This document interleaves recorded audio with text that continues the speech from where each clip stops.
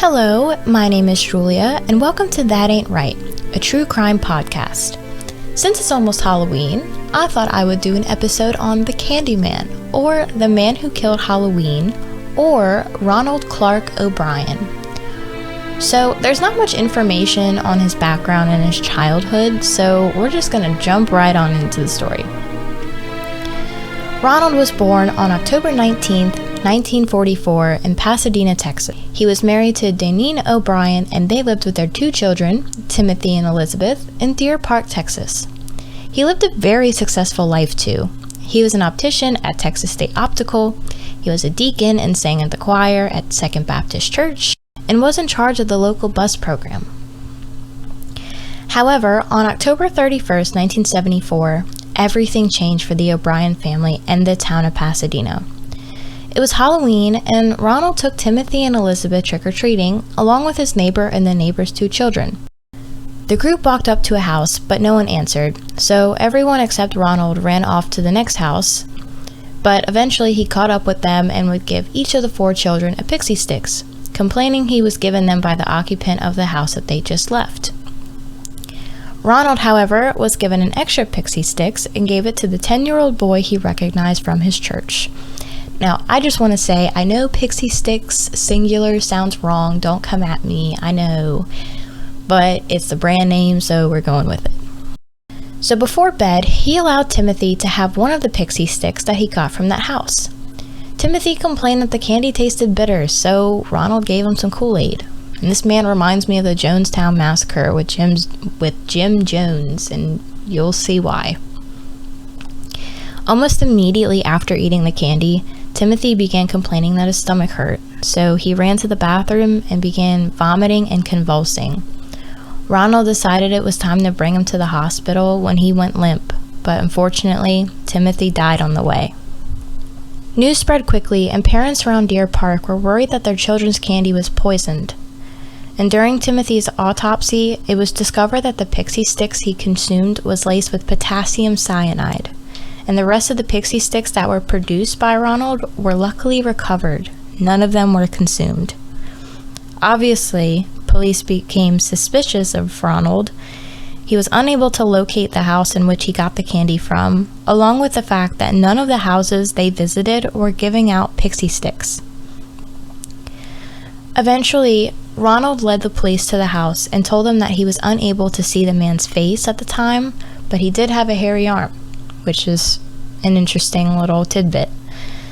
The police were able to identify the homeowner as Courtney Melvin, and luckily for Courtney, he did have a solid alibi since he was at work until 11 p.m.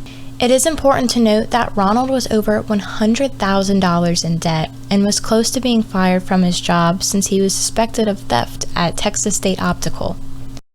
He also took out $10,000, or about $52,476 today, in life insurance policies on his children before Timothy's death.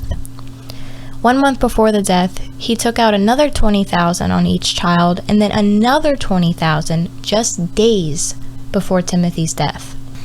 Ronald also attempted to buy cyanide from a local chemical supply shop, but walked out with nothing since the minimum amount to purchase was 5 pounds. And this was when he was arrested for the murder of his son, Timothy O'Brien. During his trial, Ronald maintained his innocence, but was found guilty on June 3, 1975, because of multiple witnesses testifying against him. First, a chemist stated that Robert called asking how much cyanide is fatal, and that a chemical supply salesman was asked how to purchase cyanide. Friends and family stated that Robert would often discuss how much cyanide it would take to kill a person and what he would use the insurance money on if his children died. When Ronald was found guilty, he was sentenced to death by electrocution. He maintained his innocence to the very end when he was put to death on March 31st, 1984.